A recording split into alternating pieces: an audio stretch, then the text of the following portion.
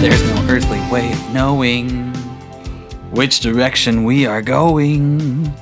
There's no knowing where we're rowing or which way the river's flowing. Welcome back, uninformed movie lovers, to Uninformed Movie Reviews, the movie review podcast where we talk about movies and how uninformed we are about them. That is what we do and what it is. I was really expecting you to say where every word counts, and I'm glad I wasn't doing the intro. It's all about subversion, really. That's Danny's middle name, Danny Subversion Garcia. Well, welcome back, everybody, to the first episode of Remake versus Original, where we take the remake and we put it against the original and talk about the differences. And as Danny has alluded with his song at the beginning, we're doing The Thing and The Thing remake. No, I was joking. The Thing and the Chocolate Factory. Yes, we're doing Willy and/or Charlie and the Chocolate Factory. It's the Wonkacast, y'all. Wonkacast. I like it. That's what people are going to be calling it decades from now when they're looking back. We all remember that monumental podcast, the Wonkacast. Yeah, we're talking about, this is our first time doing remake versus original. I'm excited. Are you excited? It's happening. It certainly is happening. I'm excited about our movie choice because Willy Wonka is one of my favorite movies of all time. It's top 3 for sure. You know, I actually had a question. I kind of wanted to go through it and just kind of want to know, like, what was y'all's introduction to Willy Wonka and the Chocolate Factory? Because for me, it was like my grandparents showing me Willy Wonka and the Chocolate Factory when they were babysitting me one time, and they were just like, "This movie's magical. Sit down and watch it." And boy, were they right. I read the book first when I was a little kid. I was really into Roald Dahl. I read a bunch of his books. And then my parents were like, "Oh, there's a Willy Wonka and the Chocolate Factory movie." And I was like, "What?" It's very similar to Frank's story with what Running Man. Yeah, with Running Man. It's very similar to Frank's Running Man story. Yeah, just like dude. with a very different subject. I was so stoked on Running Man. I was like, man, they should make a movie. And my mom was like, actually. Well, actually. Yeah, this was a movie my mom showed me for sure. And you know what? I'm surprised. This movie just feels so timeless. And I'm definitely not talking about Charlie and the Chocolate Factory. I'm talking about Willy Wonka. It's going to be 50 years old next year. Crazy. Wow, that's incredible. Yeah. So I guess we're going to go through the movie kind of beat by beat. And the best place to start would be the beginning, the title sequence. What did you guys think about the title sequences of these movies? Very similar in length, I think. Like the Tim Burton one very definitely seems longer. I wish I would have timed them out, but I don't know. I feel like they set the tone for the major differences in this movie, and that being their amount of charm that they're able to pull off, like the way that the movie endears you. Because shot for shot, like you put each little scene and beat against each other. I mean, there's just barrels of charm, buckets of charm, almost like a flowing river constantly flowing of charm. You know, something almost like a Charlie bucket's worth of charm. Yeah. Yes, several Charlie buckets. The Charlie and the Chocolate Factory, and I agree with what you're saying about the intro, but I also think the whole movie feels so long. And I'm trying to look it up. Yeah, it's 115 minutes. Wow. And the Willy Wonka, the OG, is 100 minutes. So it's a 15-minute difference. Huh. Man, you feel that 15-minute difference, You really though. do. I feel like this was one of those instances of Armageddon rewatch was just like, wow, when's this going to end for me? Yeah, for real. This was my first time watching Charlie and the Chocolate Factory. Oh, I'm sorry. We had to do this to you. I don't know who had the worst deal, like you who like knew you weren't going to enjoy it but didn't know 100% what you were into, or David and I when we decided to do this and I was like, damn it, I have to watch it again. Like the one time's enough. I was dreading this. I knew, it's funny, this came out in 2005 and I remember when it was coming out, man, I was 14 years old and I was in I was just in defiance of the movie before it even came out. And I was like, this movie's going to suck. I've seen the trailers for it. I don't even want to see it. And then I think my sister or someone else went to go see it. And when they came back, they were like, yeah, it was terrible. And I was like, yeah, I could tell from the trailers and I'm not going to go see it. And boy, 14 years later almost, it's just as bad. It's just, it is not aged. Well. Hey, but well, not to get too far off, but back to the title sequence. Frank is talking about one feeling longer than the other. I think it's just interesting how different they feel. The Willy Wonka intro feels really tangible. It's just shots of chocolate being mixed and then being poured into bars, just like a How It's Made episode or something. And the colors aren't, extraordinary or anything, but it's got that deep, rich brown that keeps showing up from all the chocolate. And then you watch the Charlie and the Chocolate Factory. I'm sorry, Willy Wonka. I'm going to be doing this all episode. No, it is Charlie and the Chocolate Factory. Yeah. The Charlie and the Chocolate Factory intro, and it's just like, it's not just that it's CGI, but it's got that Tim Burton glaze on it, where everything is just, it looks like lifeless. Everything looks cold. And it doesn't seem like a very inviting place. A chocolate factory. How do you make a chocolate factory an uninviting place? Somehow he did it. So like the and Edward David, I feel Scissorhands like palette. That for reals. And I feel like this is the perfect time to preface something that I feel like I should get out in the front of the episode. But I'm not a fan of Tim Burton, at all. I don't get it. I don't get the appeal, and it's exactly that. Like, I feel like the veneer he has over his whole world building thing is simultaneously not enough and way too much. I've just never been down for most Tim Burton projects somehow. I feel the same way. I don't like a majority of them, but I really like Edward Scissorhands. That's a good one. I do feel like when he made Edward Scissorhands, from that point, it's kind of like the template he set for everything else after that. Well, I was telling Michelle last night, it's just he's got one flavor. And everybody saw it in Nightmare Before Christmas, and it was exciting then because it was new. And then when he just keeps making movie after movie, it's like, okay, Beetlejuice, great. You know what I mean? Edward Scissorhands, really good. But as time goes on, it's like he's not evolving. The idea never goes any further. And then we're just getting kind of just bland movies. I don't know. The Corpse Bride is kind of the same thing as The Nightmare Before Christmas, too. I've never seen it. It looks exactly the same, though. It feels like a spiritual successor, like somebody was trying to pay homage to Tim Burton's Nightmare Before Christmas, but it was Tim Burton who was doing it. This movie in general is right at the part of Tim Burton's career where he's just deciding, I'm just going to remake things and make them, just going to put the Burton template on it. Because I'm pretty sure, not far after this came out, he did that terrible Alice in Wonderland thing also. And yeah, that might have been maybe 5 years later. It was pretty close, but it felt the same as this. It looks exactly, yeah. The feeling was exactly the same. It was just I don't know. It's just you could do it, but why are you going to do it? You're just going to ruin another property. This is Willy Wonka is one of those things where it's like lightning in a bottle that the movie itself happened, and that the movie itself was such a success, because it's even when Willy Wonka first came out, it wasn't that much of a success. It wasn't even a financial success. It didn't even bring back half of its budget. So it was over time that it became a cult classic movie. Mm-hmm. And I feel like this is a really good time also to point out that Willy Wonka wasn't a huge financial success. Charlie and the Chocolate Factory, unfortunately, because we live in the world that we live in, made a ton of money.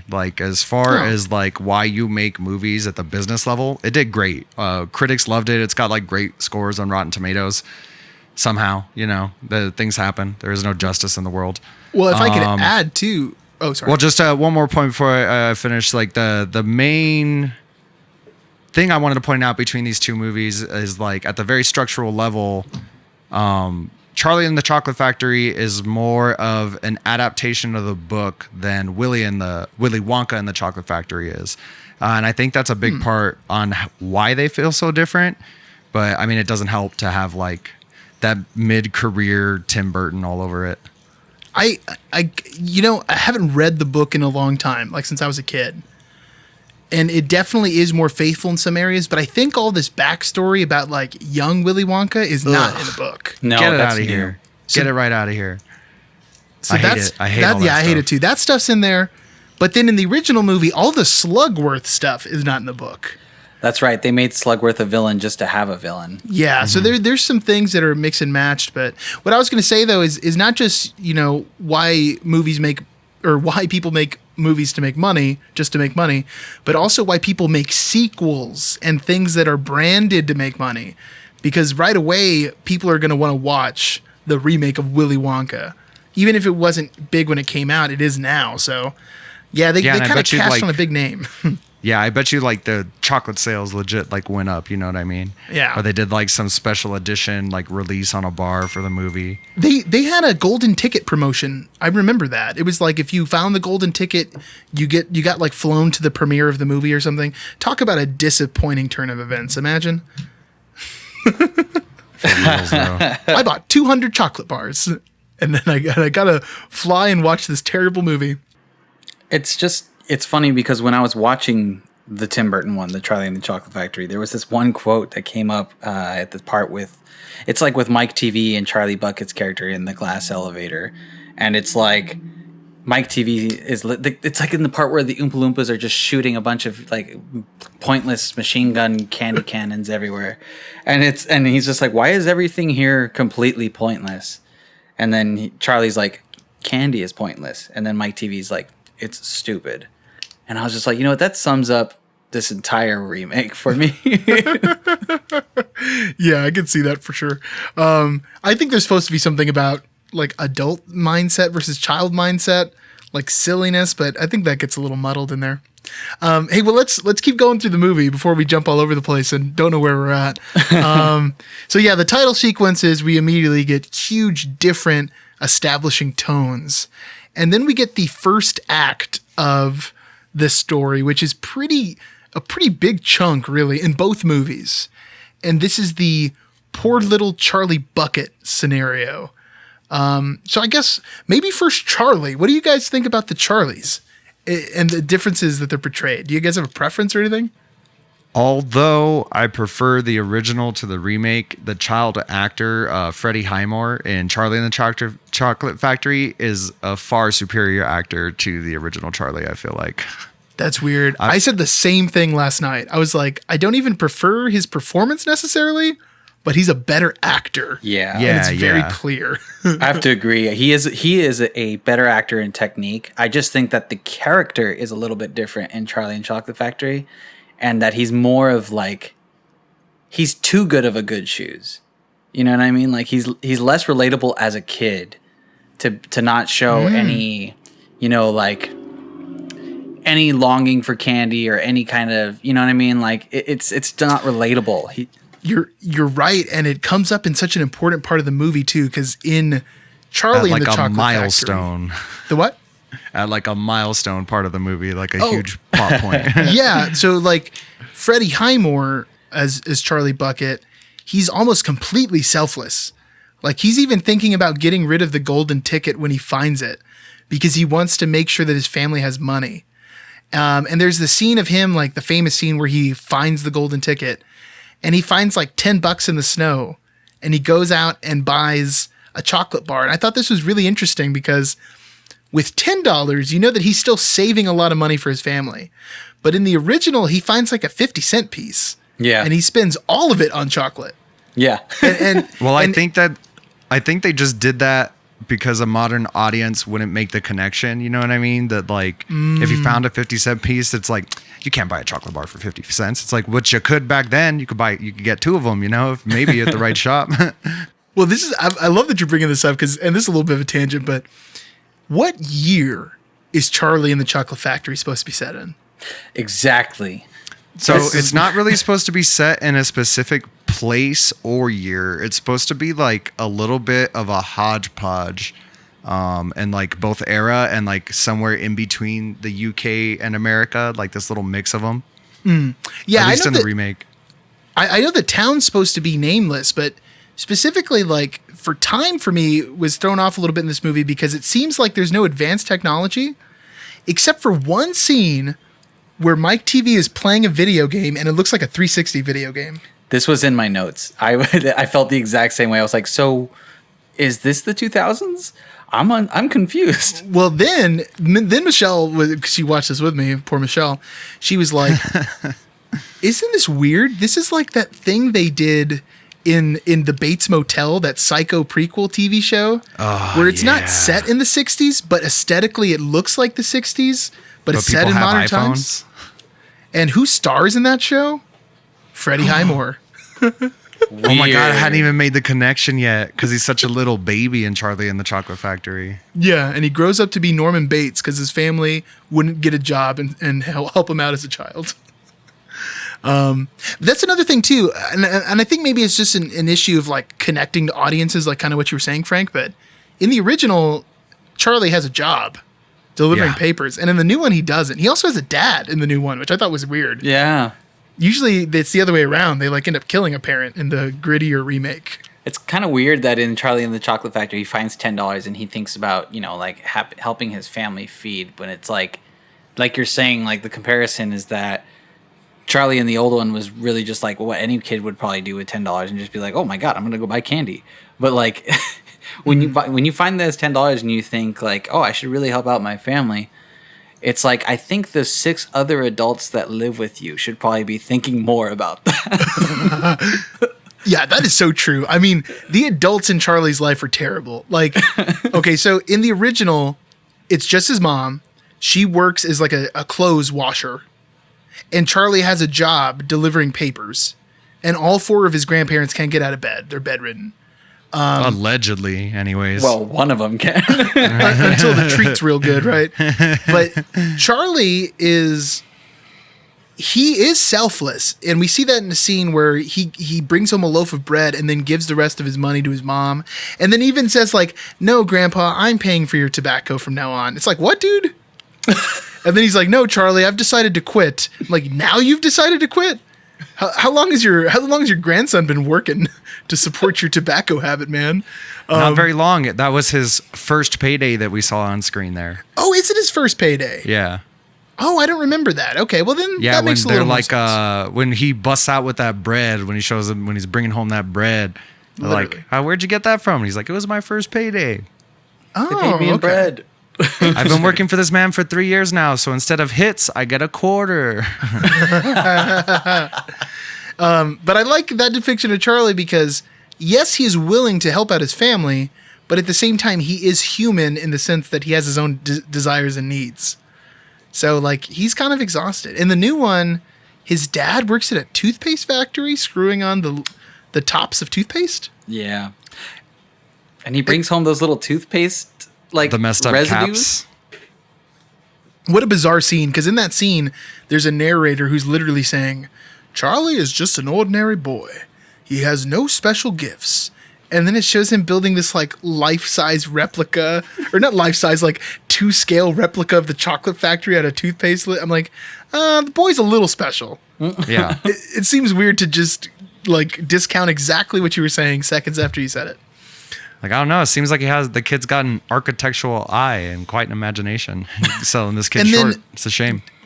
Does Helena Bonham Carter have a job in this movie? I mean, she's the most normal looking she's ever been in a movie, but I don't think that character has a job. The mom is just not working. She's the most normal. Well, she's got to take care of those 4 old people laying around being super lazy. Lame. Yeah, super lame. Mean, let's just say that Charlie in the original is better in my opinion, but the actor is better in the newest one. Yeah, as a character, I would agree with that 100%.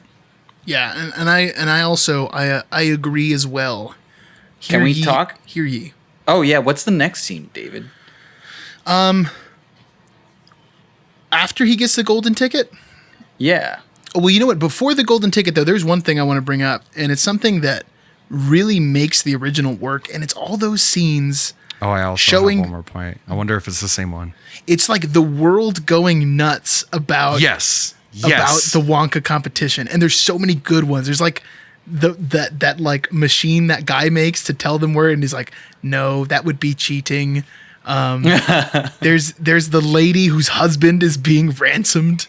Mm-hmm. That's incredible. And in the new one, and then when they tell her like when the detective tells her like they want your box of chocolates, she's like, oh, it's gonna be really sad when this guy dies. You can like see it in her face. 'cause Like right before that, that's she's not like, happening. anything to get my husband back. Yeah. And then she's like, how long do I have to think about it? Dude, one of my favorite ones of those is the therapist who's got the patient, and the patient's like, I'm just so tormented. I had this dream of an archangel telling me where the golden ticket was. And then the therapist is just looking at him, and he's like, well, what did he say? He's like, why does it matter? It's just a dream. He's like, damn it, tell me where the ticket is. Well, it's cool because this builds up like the enigma of Wonka. We already have the mystery right at the beginning, and then we get to see how nuts everyone is about this. In the new one, that's not played up at all.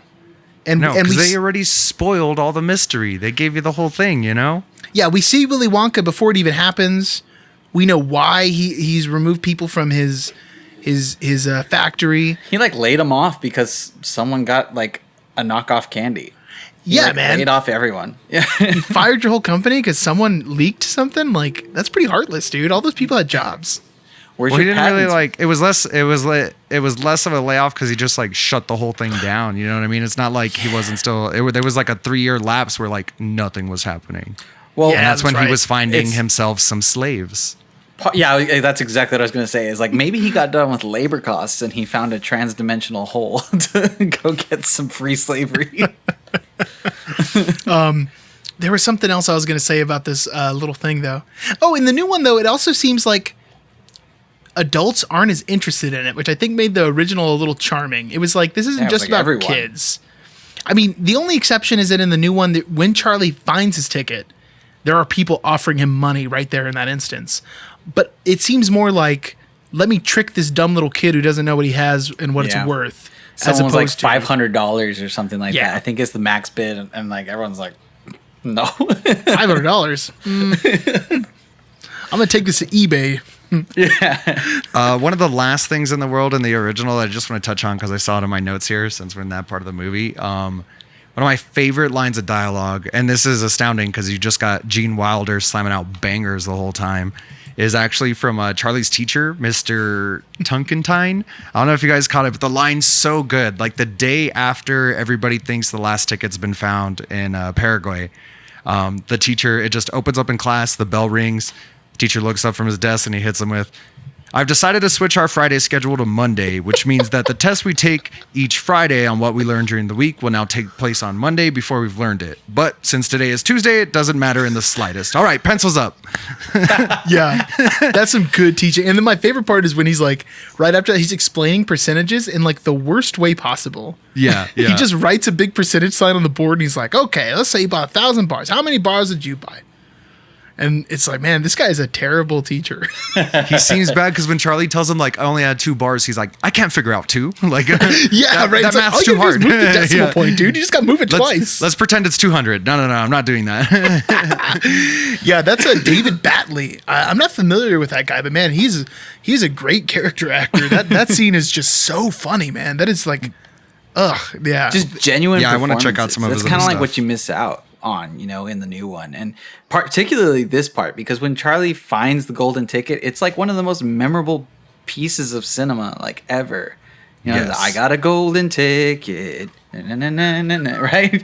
There's no instance like that. He just grabs the golden ticket in the new one. The guy's just like, hey, these guys are trying to. You better get out of here, kid. These people are gonna beat you up for that ticket. He goes And home you and then know he like what? shares his birthday. I mean, he like, I don't know. It's just not nearly as much of a grand moment as it should be in the original.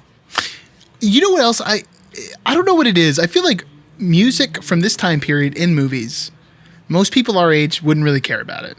But something about the Willy Wonka music is so timeless. Oh, it's amazing. And I don't understand why. What I think Danny Elfman should have done, because Danny Elfman was the guy who did the music for the Tim Burton version. Who is an amazing composer. He's awesome. yeah. But Does great work, but sometimes he does things that he later regrets, like a lot of Oingo Boingo and probably this movie at this point.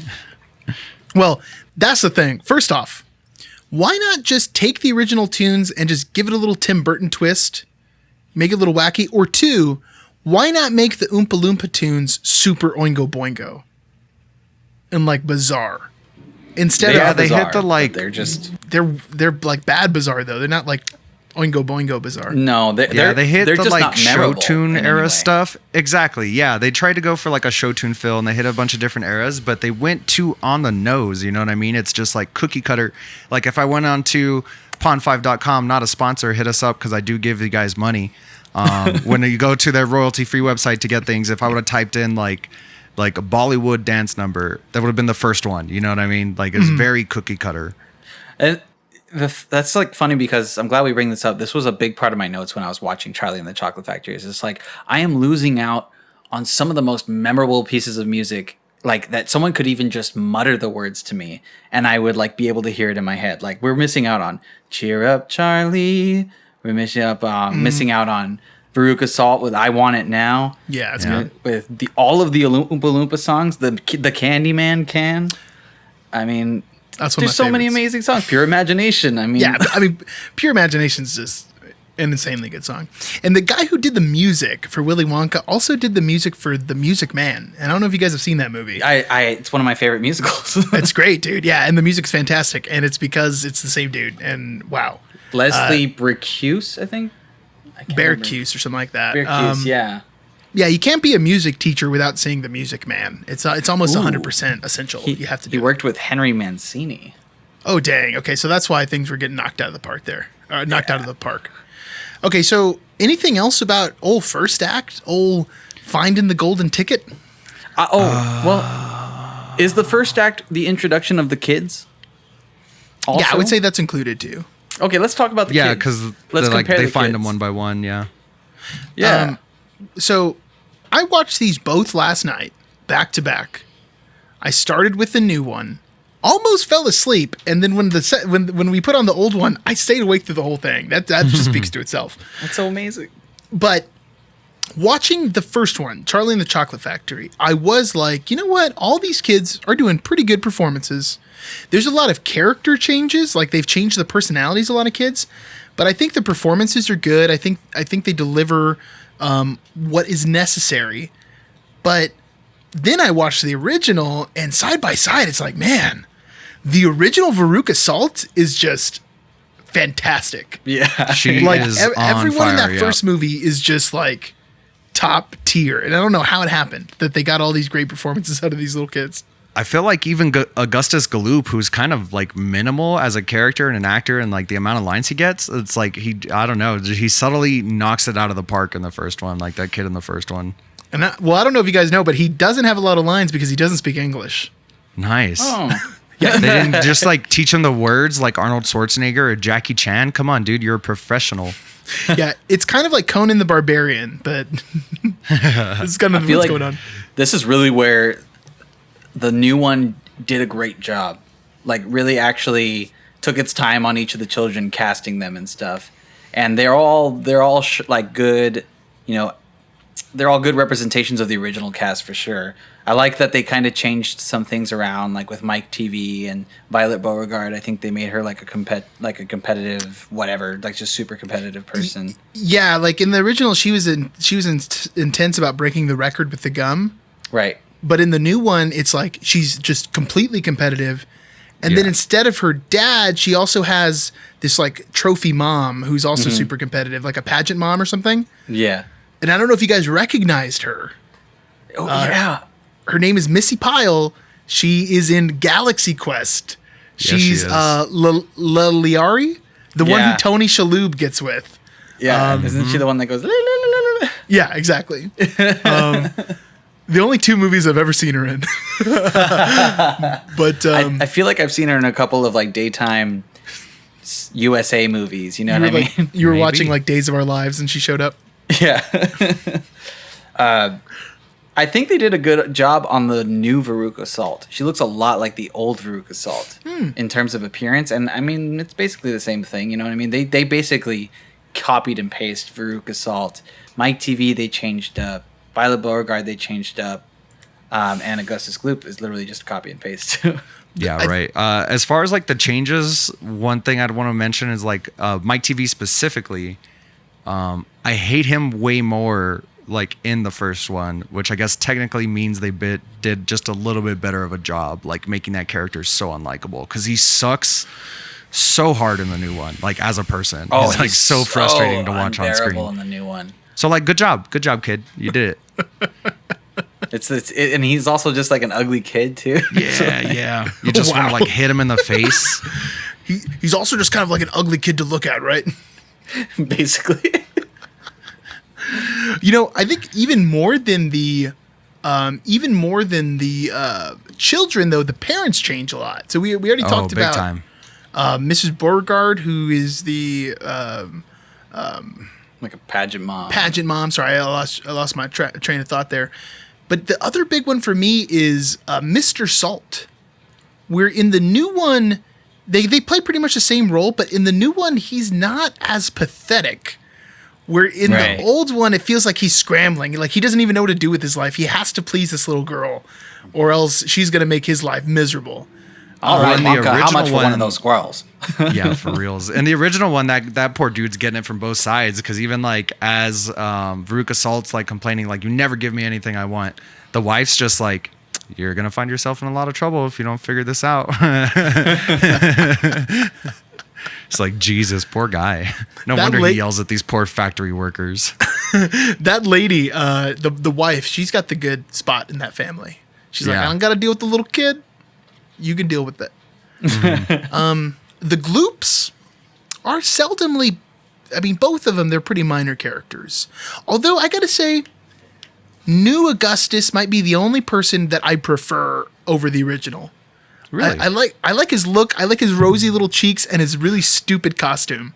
I think it's really, like really fun. Almost wearing lederhosen. They didn't go full lederhosen, but they like alluded to it. You know what I mean? Yeah, they definitely. And then they actually interview him too, which I don't know if they really interview him and he speaks when they find the golden ticket. You know what I mean? In the old one, I think in the new one it was pretty interesting because he's just like, I was just eating a bunch of chocolate and I knew I would get to it eventually because I eat so much chocolate. Well, in the old one, he does.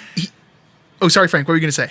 I was like, I love how he explains it. Just like, I was eating the chocolate and I felt something extra chewy. And I thought, this is not nougat. It's not pretzel. Not peanut butter. Yeah, that's what I'm talking about. That's gold, man. In the original, he has a couple lines there. But again, you can tell that he doesn't speak English and that they fed him like phonetically a few lines.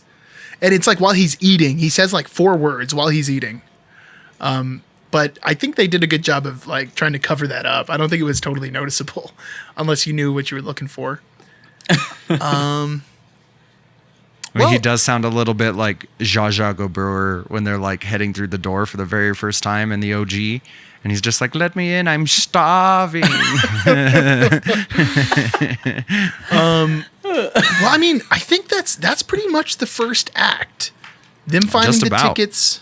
Showing everybody. One big difference, because I guess that character's not in the original, the like creepy Scar man. Every time, how's this guy knowing where all these like chocolate bars with the golden tickets are? Because every time one of these kids discover one, immediately he's like in their ear, just like, I give you lots of money, you give me the gobstopper, eh? Oh. With this big old scar, because I feel like they felt audiences were too dumb to remember it's the same guy. We're like, let's give him a giant scar on his face. That's a big part of the old one, though, right? Because I mean, obviously, yeah, that's what I'm saying. It's a big part of the old one. They don't really do the same thing in the new one. No.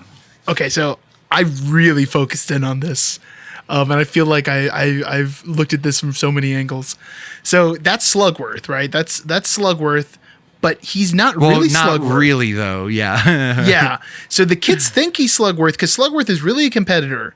In the original, this guy is hired by Willy Wonka to tell the kids to steal an everlasting gobstopper so that Willy Wonka can test the kids and see who is going to come out on top. But you would think this adds the assumption that Willy Wonka knew where the tickets were going. Yeah. Because Slugworth always knew where to be. Now, it might just be a movie thing, you know, but then he also says, Charlie, I was rooting for you at the end.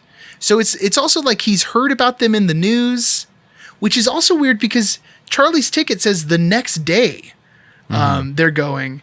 And Willy Wonka talks about like, oh, I read about you in the newspaper and everything. It's like, well, Charlie didn't get home until like last night or like late afternoon. What a weird, maybe plot hole. You know what I mean? So yeah, in Willy Wonka, it does seem like maybe Willy Wonka at least knew what kids were going to get the tickets. And then knew, oh, these kids stink except for Charlie. Well, and I feel like a lot of that is like kind of the overarching, what is the purpose of the golden ticket, like the competition in the new one versus the old one? Because in the old one and in the books, he's trying to find a successor. But we don't know that as an audience. Right. He just says, I'm going to open up my factory to 5 people and give them a lifetime supply of chocolate. But the kids unknowingly are competing to get that spot. But he doesn't tell them. Well, they know there's like a special prize, but they have no idea what it is. Yeah, in the new one, they specifically say, like, there's 5 tickets and 1 person will get a very special prize. So already the kids know there's some kind of competition to it. Yeah. Except that Slugworth... And I really like... Oh, sorry, go ahead. Oh, well, because there's no Slugworth, though, there is no test. But then when we get into the new one... The Oompa Loompas have all the kids' names in the songs. And there's even a line Charlie says about, like, how did you guys choreograph this? And, like, how did you know what was going to happen? So it also seems like Willy Wonka has predetermined what's going to happen in the new one. It's like a really weird suggestion. It's not even about a succession, though, at the end of it. It's kind of like a redeeming Wonka to himself story. You know what I mean? Like, he has to find himself, and now he has a family. It is like a succession thing, but that is like another side effect of it, I guess, which I hate the whole, like, like daddy thing. Like, I guess it was cool that, like, Dooku/Saruman was, like, in another movie, I guess, but, like, I could have done with that. I could have just watched Lord of the Rings again if I really wanted to see him, you know? Well... This brings up 2 things to me. Okay, I also agree with you guys. I don't like all the flashbacks. I feel like we shouldn't even talk about them that much because I don't remember where they happen in the movie. They always just go out and blanket statement. I wish they weren't there. I did not like them. Yeah, and they kill the momentum of whatever the scene is. Well, because it's like, it's trying to give you some backstory on Willy Wonka saying, like, his dad was an evil dentist and he gave him all this headgear and told him to hate candy. But he said, no, Papa, I'm going to make candy and I'm going to make it magical. It's like they got in the writing room and they were all like, okay, everybody, what's the opposite of a chocolate maker? It's like, oh, a dentist. Oh, let's make his dad a dentist. They were like, perfect. It'll work perfect for our plot line. He throws his Halloween candy in the fire, dude. Yeah, right? Yeah. You could just put candy in the trash. Like, that's a perfectly good, acceptable way to get rid of candy. I actually learned today that that's a Tim Burton thing. Like, he had to wear, like, headgear as a child. So that's why he put it in there to add, like, some of his own torment. Interesting. Which might explain why Tim Burton's such a weird dude. Because he was just, like, a kid with headgear. That's got to, like, change you for life. You know what I mean? I do... This raises the question, though, because this new one is so Willy Wonka-centric... that it feels like at this time they should trade the names of the movies. Yeah. They should make the original one Charlie and the Chocolate Factory and the new one Willy Wonka and the Chocolate Factory. Do you guys know why? Because the book is called Charlie and the Chocolate Factory. So when the movie came out, they changed the name. Do you guys know why they changed the name? Was it Vietnam, David? It was Vietnam. Oh, man. Because this was 71. So Vietnam was fresh in people's minds. And they didn't want the movie to start with the word Charlie. Oh, you mean it's a trigger warning? Because it's connotation. Well, they just thought people aren't going to want to watch a movie that says Charlie in the title. So they changed it to Willy Wonka. I think there was also maybe a little bit of marketing pressure there because the Willy Wonka candy bars didn't come out until after the movie. So that also might be a little bit of branding. But yeah, I think that's so interesting. I kind of wish the movies would just change titles, though. They would just say, hey, everyone... we're announcing it. I also read that because I know Roald Dahl was part of the author was part of the screenplay for the original Willy Wonka. But then he ended up having a fuss about it because he thought that the movie made it more about Willy Wonka and less about Charlie, which is really interesting. I mean, the only reason why it might seem that way is because Gene Wilder's just stealing every scene that he's in. I mean, you have like an A-class actor. That's what's going to happen when you put Gene on screen, man. He's also like the reason this movie worked. You know what I mean? Yep. It's a movie of nobodies, and they got Gene Wilder like by miracle. You know, let's go into Wonkas. Let's just talk about the Wonkas right now. This is okay. So, well, this is another huge thing where they're totally like showing up to the factory. Yeah, and I love that we hit it naturally because that's where we are in the story right now. Guys, we're so good at this. Yeah, we've got this in the bag. So the OG, we get like just a classic scene of him like limping out that's been emulated so many times. And then he does the little flip and everything. And then he welcomes the crowd at the gate. Yep. Everyone's cheering and applauding, and he's like, welcome, welcome. And he like says hi to everyone who comes in. There's a big celebration, and then they all go inside the factory. In the new one, it's like the gates open, the kids like walk in, there's no one there, there's no fanfare. And then we have the curtains pull back, and we have the Willy Wonka. You get the Shrek Farquaad opening. Yeah, it's like it's a Small World kind of knockoff. It totally is. And then Willy Wonka just creeps in the back right after that scene's over.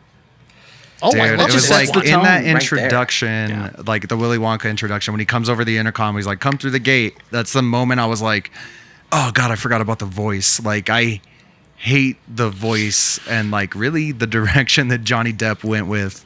Like for this role, like man, it's just he is channeling Michael Jackson so hard. Yeah, I feel a lot of Michael Jackson in facial appearance, and his voice reminds me a lot of like Pee Wee Herman, which is weird because that's another Tim Burton movie. So weird. I was super interested into why he did the things that he did with this role. Apparently, that's a good way to put it. Yeah, like what, like in somewhere in here, I wrote something down, and it's like, and it was when I like admitted to myself that Freddie Highmore's like, but Freddie Highmore actually did a great acting job. Can't fault him for that. Like, does a fantastic job. Johnny Depp can do better and should know better than this. Yeah, man. So the voice, I couldn't find his inspiration for it, but he like when he was trying voices out, he tried this one out on like his daughter, who was like a small little child at the time, and she liked it, so he stuck with it. So like today I learned that Johnny Depp has like a dumb kid, so that's interesting. Yeah, she's in those Kevin Smith movies. And as far as like his mannerisms, I had read somewhere that he was going. This is something he said in an interview, that he was trying to do like how George Bush would conduct himself when he was stoned. What? Which I feel like obscure. That's not what I felt like at all. Yeah. First off, you didn't convey that, and second off, why were you trying to convey that? Yeah. Who wants to see that? What? It's just creepy. The whole time I was watching it, I was like watching scenes, and I was just like, I am not getting any of the welcoming, the warming, like the panache that Willy Wonka like gave off in the original. That dude is slick. Like Gene Wilder just has so much sarcasm just leaking out of him, and he's just hilarious, and he can roast you in a second too. But he'll also be like the most endearing person, you know? Yeah, it's a great balance because the kids don't know what to do with it. The kids are like, what is going on? You know what I mean? They don't understand. Then that's just hilarious. I mean, the adults don't either. Kind of what Frank was saying, though, this is like almost my thesis of the difference between these movies. I admire that Charlie and the Chocolate Factory took so many risks in changing fundamental things while remaking a movie. That's exciting. Instead of just like, let's remake beat for beat the same exact movie and make it feel the same way. It's like, no, Tim Burton's like, you know what? I have changes, and we're going to make these changes, and none of my decisions are good decisions. Like, every single change he made is for the worst. This comes back to like the fact that it's supposed to be more of like a book adaptation. And as a matter of fact, the main like screenwriter had never seen like Willy Wonka and the Chocolate Factory. He had never seen the movie. And he waited to watch it until he was done with the screenplay. So he didn't want it to like influence him at all. So that's where like a lot of the differences come from. Yikes. I don't know if that was the best And then move. I don't know if I don't know if he meant this in a negative light or not, or just couldn't definitively say because he got a lot of money from these people, like assumably. But he was saying when he was done, he watched the movie and he was surprised to see how much darker that this like classic family film was than the screenplay he had put together. And that's something that I just felt like from the original rewatch, like Willy Wonka feels darker, like in a lot of places. There feels like there's some actual danger in like many in the scenes first one? in this movie. Yeah, in the first one. I mean, go ahead. Sorry. Oh, well, I was just going to say, they're intentionally trying to make things creepy and unsettling in Charlie and the Chocolate Factory, but I feel like it comes off as more as just like nonsensical and weird. Yep. Whereas in the first one, they they just do it. Like they're not attempting. They're like, here it is. You're uncomfortable now. Yeah, there's like these very enigmatic like sequences, particularly one I want to talk about. So I'm glad we naturally came to this. But it is right at the close of, I guess, the beginning of the second act, and it's right after Augustus Gloop, and it's the tunnel sequence. Oh yeah, which is so bad in the new one. Not even there. I haven't seen. I saw this movie. I don't remember when I saw it. I know I've seen it before. I have no recollection of seeing it, but I know I've seen it. And when the tunnel sequence came up, I was like, "Really? This is it?" I forgot about this. I forgot about the whole how rowing thing with all the Oompa Loompas. It's like a Norse boat, right? It's like a Norse warship. Yeah, and in the original one, like you're talking about, like there's a purposeful clash and cacophonous noise that it kind of swirls into, and it works with like what's happening on screen. And it's like all of these magical things were happening, and then a child died, and then this beautiful riverboat ride happened, and now I don't know what's happening. And you can watch it as an adult and be like, what is going on? Yeah, like everything seemed fine. Someone died, and then it seemed okay again, and now I'm in a nightmare. Now I'm in a waking nightmare. Where are we going with this? Are we all gonna get turned into chocolate? Well, while we're still on the boat, I just gotta say one thing that the remake does way better. I say is that the chocolate river looks like chocolate. In the first movie, it looks like instead of like a river of blood. It does. I mean, that's where the computer graphics really lent a hand, right? It did. What do you guys think about the chocolate room? Better in the original. I think. I think obviously it's better in the original, but it's also, again, Tim Burton doesn't seem to understand the buildup, and like that's what makes Willy Wonka work. The sense of mystery and building up to that mystery and revealing it. So even the chocolate room, the way that it's shot, you have that scene of them going into that tiny little room. They open that door, and then it's like suddenly a huge door on the other side. So your brain is already like, wait, what? And then it's framed against it. So like you see their reaction before you see the room. And it opens up to pure imagination. Yeah. And it's just classic. amazing. But I also read that was the kids' actual surprise reactions to seeing the chocolate room. Yeah. Which is just incredible. They didn't let him see it beforehand. And you know what? Maybe this is a good time to bring this up or not. But I went to Alamo Drafthouse.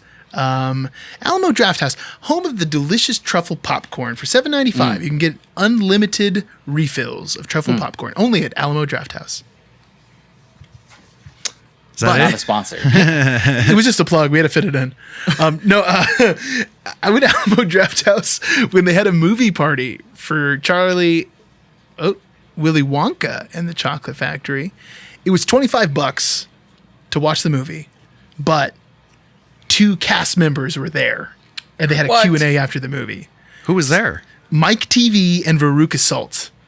Both of those kids were there. And I took my Willy Wonka 40th anniversary Blu-ray, and they actually signed it for me. This is like the only autographed thing that I own, I feel like. But I just have to show you guys this because Alamo Drafthouse, man, they put together a great movie party. Hopefully one day we can return to a movie theater. But I was nerding out so hard that I had to take this. But the reason why I was bringing this up now is because they were talking about that scene and like working on that scene. And they said that, like, first off, it was just magical. You know what I mean? Like walking through there as a kid was just incredible. But they were also just talking about how Gene Wilder, they were maybe a little intimidated by how, he was a huge actor. He was like the actor on the set. But he said that he approached all the children like just like being totally humble and just being like a normal guy. And he was just like the nicest dude, which is really cool. But this is they gave out a lot of stuff at Alamo, and some of it I got rid of, but I thought this was super cool. They gave out these like scratch and sniff cards. To the snozberries. So like while you're watching the snozberries? movie, you just like scratch these and sniff them to like get the, 4D experience. I don't know what you would call that. That's definitely a scene that just isn't recreated at all in the new one, that it just misses out on completely. Like the whole snozberries smell like snozberries. Oh, yeah. It's Dude, and the like contract that he makes him sign when they're first walking in, so funny. and it keeps getting smaller. Yeah. There's a lot of little gags there. It's like all of the stuff that was really charming they took out. Yep. Okay, so Augustus Gloop goes down the tube. Oh, yeah, the other thing I wanted to bring up before we move on. The first Oompa Loompa tune. So, the Oompa Loompa songs in the original, they do change a little bit, like stylistically, but they're mostly, you know, Oompa Loompa. Yeah. Bum, bum, bum, bum. Boom, boom, boom. So, in the new one, yeah, they were trying to make them more memorable. They were trying to make them catchier, I guess. But in the reverse effect, they're completely forgettable. And I just saw it last night. I couldn't sing you the tune from any of them. I was just going to say the exact same thing, David. Yeah, I did none of them are very recent memorable. in my I know mind. that Danny Elfman was trying to kind of do a amalgamation of a lot of the genres that were popular in the 60s. So there's like a surf rock one, and there's like a, you know, like a trip rock or psych rock one. And there's like 2 Beatles references. There's like a Here Comes the Sun moment in the Veruca Salt one. And then the one after that, they do more of like an Abbey Road period. Like a Hey Jude kind of thing. Yeah. And yeah, and the band's playing and everything. And it's like, why are there Beatles references here? Like, Beatles has nothing to do with the original. I don't get it. Yeah. Yeah. So yeah, all the music besides Willy Wonka, the Amazing Chocolatier, was really not memorable in any way. Yeah, that's shape, or form. That's the most memorable thing they have in there. And in a weird way, it's the most similar to the Oompa Loompa song. It's just like a little nursery rhyme, kind of annoying melody that sticks in your brain. Ooh, let's talk about them Oompa Loompas, y'all. Ooh.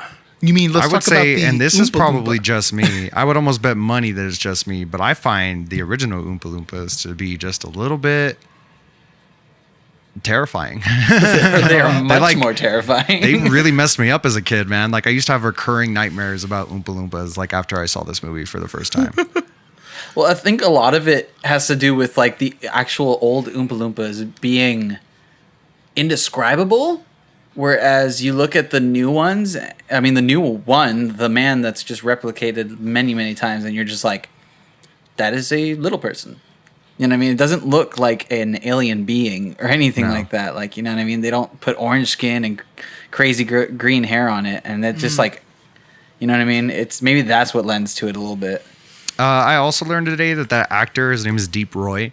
When he first got hired, he thought he would just come in and do the thing like one time, but they actually like every computer like one that they copy and pasted, like it's not a copy and paste, like every single one is an individual performance that guy did, like for every Well, that sounds scene. exhausting. They paid that dude $1 million, bro.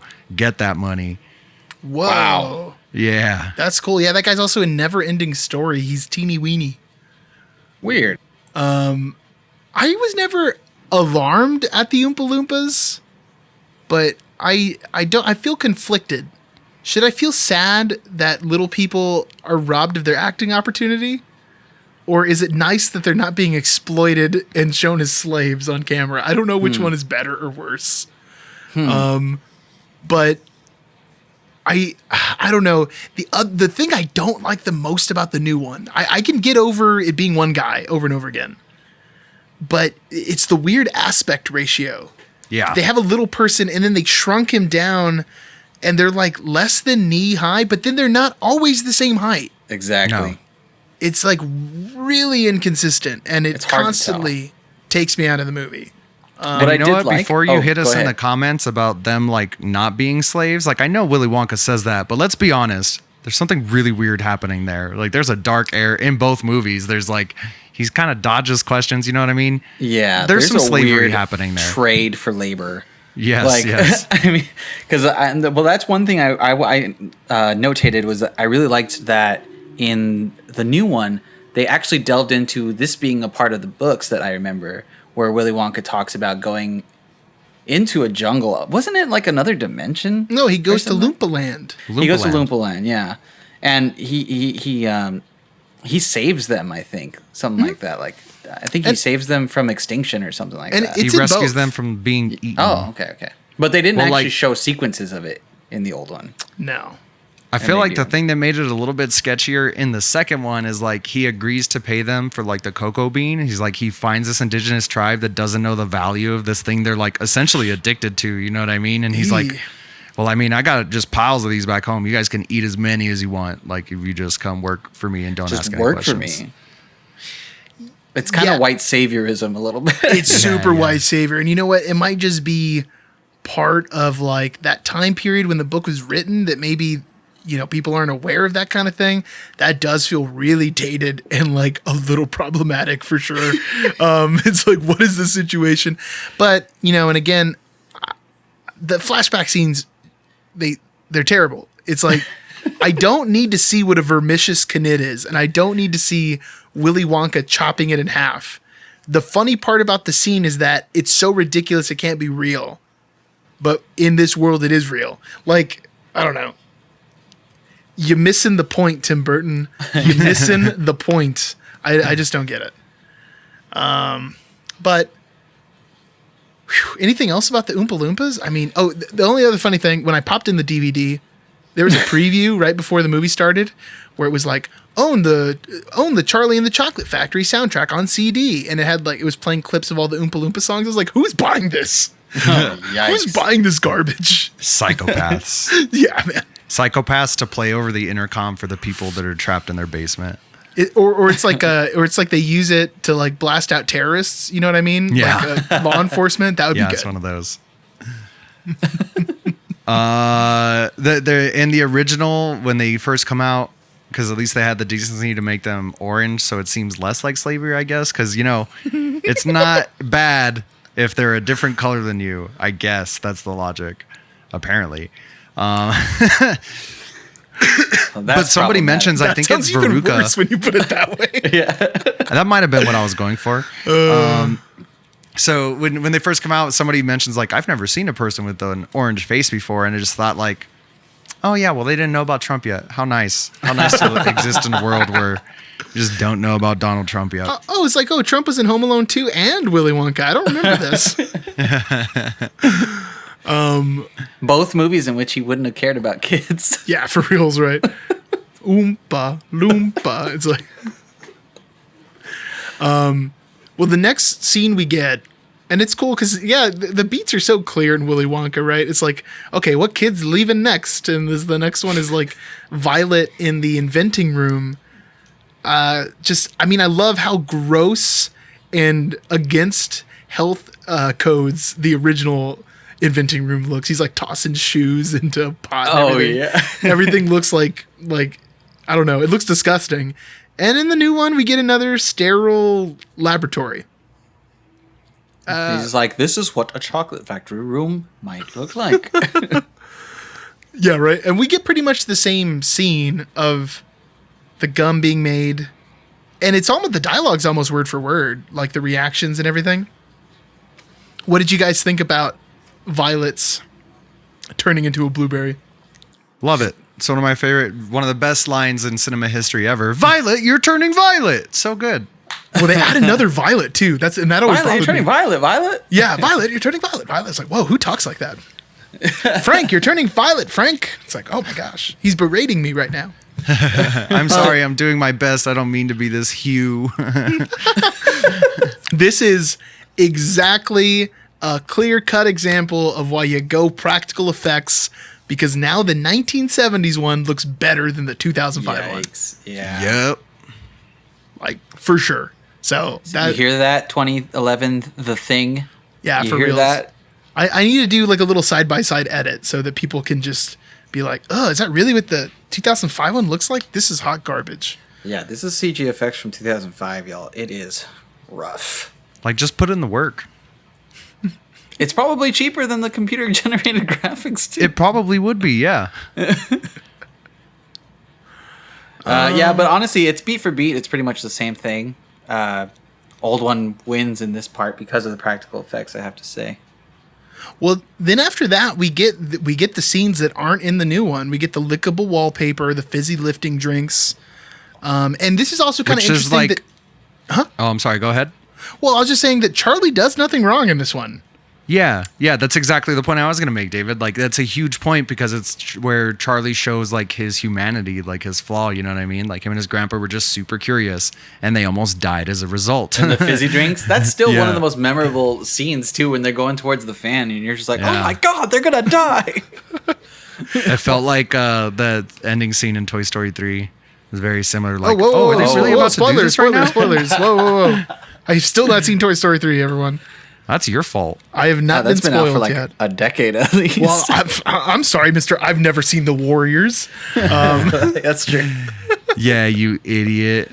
One is significantly better. Oh, you know what, man? That's so funny that I was thinking about what you said last podcast. You were like, well, you know, I just like movies with plot and with good characters. Wah. And I was like, isn't this the dude who was defending Dude, Where's My Car 4 months ago? Hey, man, Dude, Where's My Car is a classic.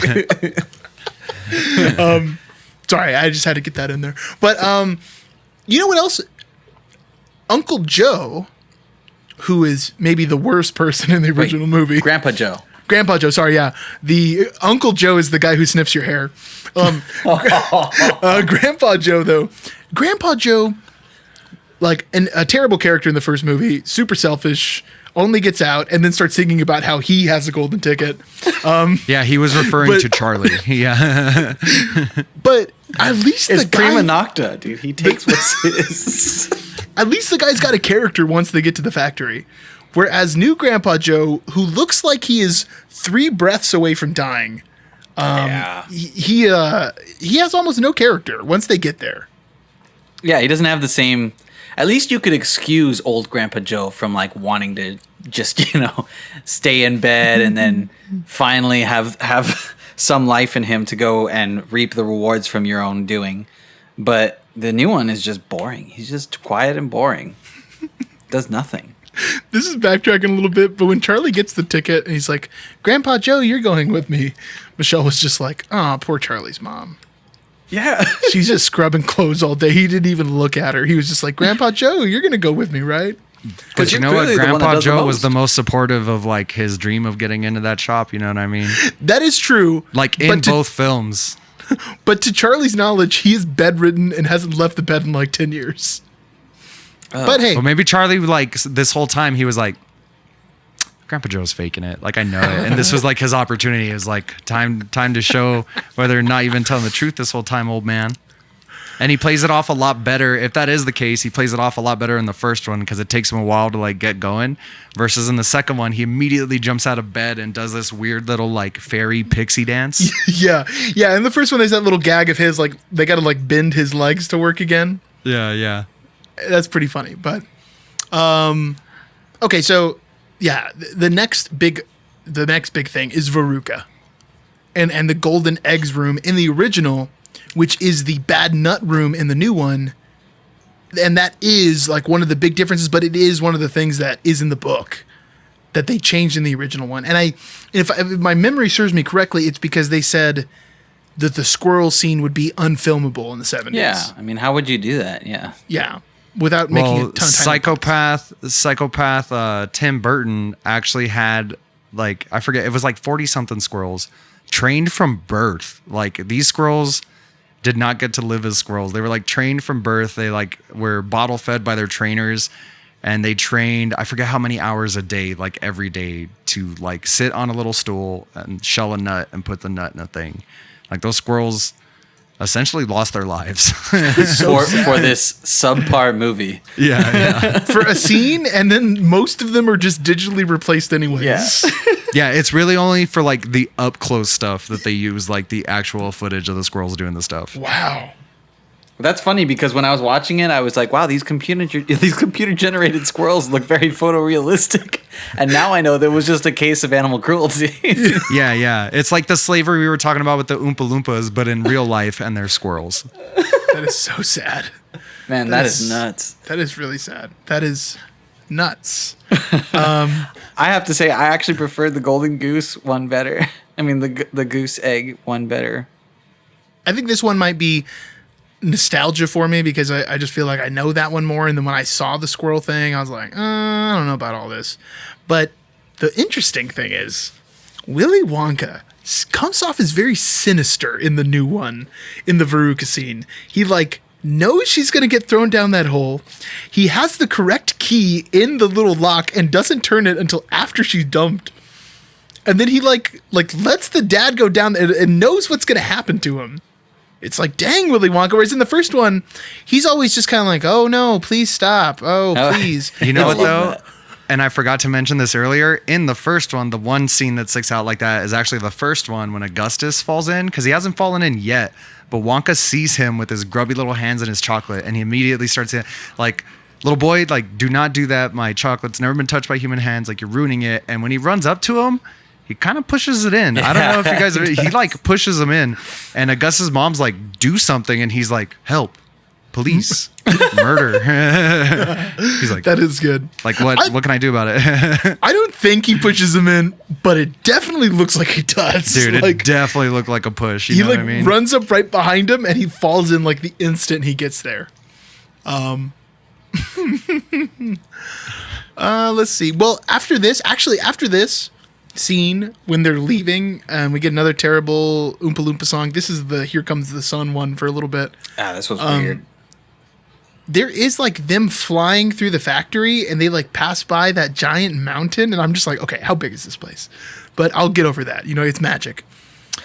This I thought was one of my favorite parts of the new one is that scene of him saying, oh, we're at the Puppet Hospital and Burn Center. It's relatively new. It's all the dolls from the beginning of the movie that burned down. That really got a laugh out of me. I was like, man, that is a good setup and a good delivery. I'm glad that it came back.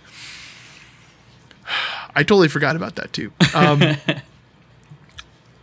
But after that, we're at Mike TV. We're just with Mike TV, yeah. And it actually starts with the glass elevator sequence before it gets to the TV room, which is one thing that we did in the new one that was also in the old one, but obviously there was limited technology, although I feel like the old one is much more charming because there is limited technology and they're just, you know, it's like a miniature of a glass elevator just soaring over England and stuff, and it's got pure imagination going on. And that was also a big part of from the novels too, with the whole glass elevator introduction. Yeah, and the sequel, Charlie and the Great Glass Elevator. But the weird thing to me is that in the first one, they didn't call it the glass elevator, they called it the Wonkavator. Mm-hmm. Weird. It's a Wonkavator. It's like you couldn't have just made a glass elevator. You put together this whole thing. Which I was gonna wait to bring this up to the end, but since we're talking about the elevator, just imagine in the original, like, because I feel like Gene Wilder, when they're shooting up in the elevator, like they both kind of do a thing, like they're kind of playing it off, like, well, like we might die, even though I know we're not going to. But imagine like the surprise for Charlie in the original was like Gene Wilder wanting to immortalize Charlie and his grandfather by murdering them while he's committing his suicide by shooting out of this place in a glass elevator. Like that's where this was going. He was Headline, just like at his wit's end. Chocolate cult man destroys families. Yeah. For reals, it seems he almost has a cult, and he almost has a cult following. I was like, what company in the real world has this like enigmatic leader to this same thing where people are losing their minds about Willy Wonka, but they haven't seen him in like 15 years or whatever, but people are just obsessed with him and they need it. It's like, there's no one like that in the real world. And that's the magic of Wonka. I feel like it's like an Apple thing. Like if Steve Jobs might have been around, it might have been able to compare, but probably not like to this. But also if like Steve Jobs hadn't shown his face the whole time he was making the iPhone, and people are like, no one ever comes in or out of those factories. It's like, well, yeah, because I don't know what to tell you. Like not through the front door, but sometimes they jump out of the window, unfortunately. That is terrible and true. Yeah. So after that little gag, the Puppet Hospital, we're with Mike TV. To me, this is weird. Because in the original, Mike TV is obsessed with television. When they go to his house, he's watching he's watching his program. He doesn't want to not see it. When he gets to this room, he loves the idea of being part of the TV. So he goes into that thing when he knows he shouldn't. In the new one, he's not obsessed with TV. He's obsessed with video games, like at the beginning. So it's like kind of the same thing, but not really. And then when they get there, he's more impressed with the scientific achievement of it. He's like, you made a teleporter And also you can't forget that in the new movie, Mike TV made some algorithm to find out where the bar was. He's like a child genius. Yeah. So it's weird because it just feels a little muddled. The first one, it's a simple character. He's a TV guy. His name is TV. And then he gets lured in by a TV. And in this new one, it's like, well, his name's TV, but he likes video games, but he's also a genius. And he's only doing it because he wants to be the first like teleported person. And he also like schools Wonka a little bit on like the actual engineering behind being able to like transfer particles through the air. And then like Wonka's just like, oh, okay, well, let's move it around. I love the I just know it's 2001 magic. Space Odyssey reference though in the new one. When it started happening and the chocolate bar came up as a monolith, I was like, that's good. That's some good stuff. You can tell that the execs were watching the movie and needed to insert things like the It's a Small World dolls burning joke and that just to make it more of a enjoyable experience. A comedy? Yeah. It would have been really funny. I love that reference too. I love Sprach Zarathustra when that music comes in from 2001 Space Odyssey. It's perfect. Dun, dun. It would have been cool to see that in the original, but that was only, I think, 3 years after the original one came out. Like 2000. It's too early to reference something. Yeah, Space Odyssey is from like 68 or 69. It's definitely like my least favorite part of the old one, the Mike TV sequence. Like I get it, but it's kind of where like the whole second act kind of like is starting to lose steam before it goes into the third act. You know what I mean? So I feel like the new one might have handled this one a little bit better. That it was a good touch. I mean, if only for me, it's just the character motivation seems so weird. If that was a little bit different, I'd be totally okay with it. But I do like the approach for sure. And there's something else different that happens in that scene.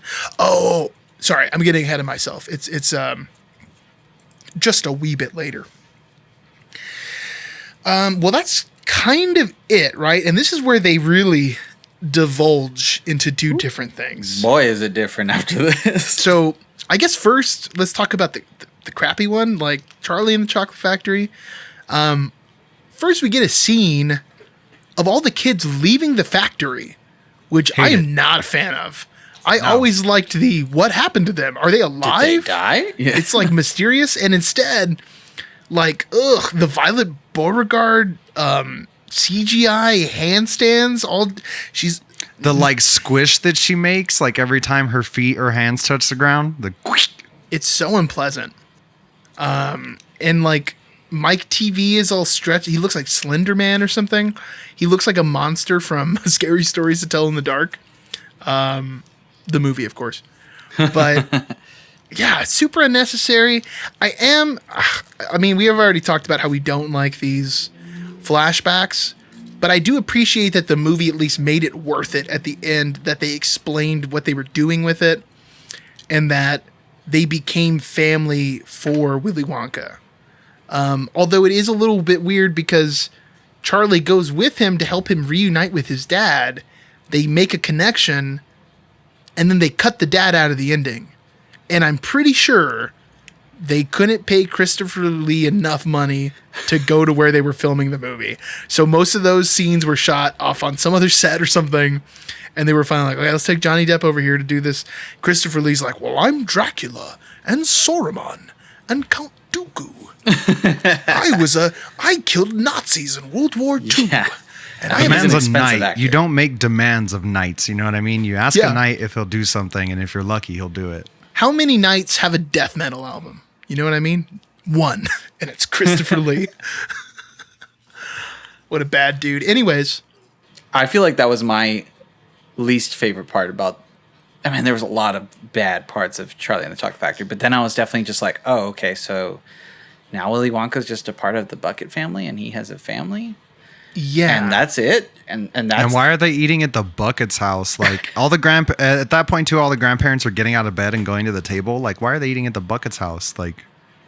Oh, but they moved the house. Yeah, because in the end, they moved the Bucket's house into the Chocolate Factory. Yeah, they're like, let's take this slanted, poorly designed house and lift it up and move it. Why? Just give them another And it room. still looks just as build a dirty house for inside. them. You couldn't It's just clear build that they them a don't nice love that house. Nothing has been established for them saying this house has been in the Bucket family for years. And then they have Charlie sleeping upstairs, and there's like a hole in the roof, and it's like snowing. It's like, this is the only kid who's making any money.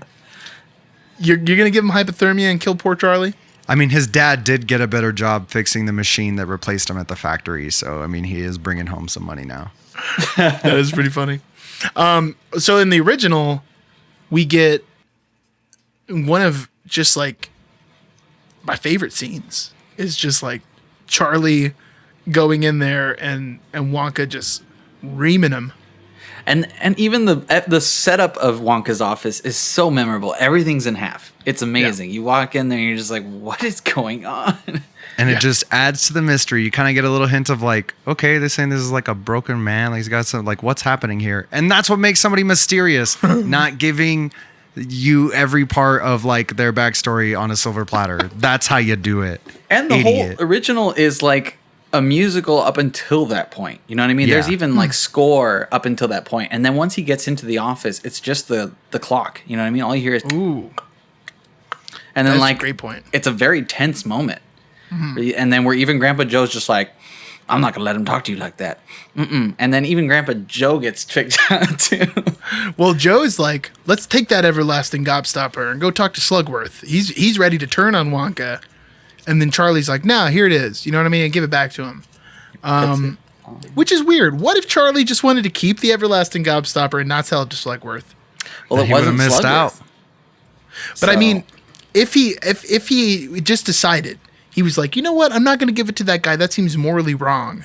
But I do want this piece of candy that lasts forever because I'm poor and have no money. I feel like Wonka would be too paranoid. He would just like burn the kid. You know what I mean? Well, that's what I'm saying, though. He wouldn't have given him anything. It's like Wonka's expectation of Charlie is so ridiculous that he's this is intellectual property. Yeah. I gave him this of my own free will, but I'm expecting him to return it to me, or I won't give him my fortune. Yeah, hard to say what would have happened. Yeah. But then we get the great glass elevator shooting out, breaking the glass ceiling.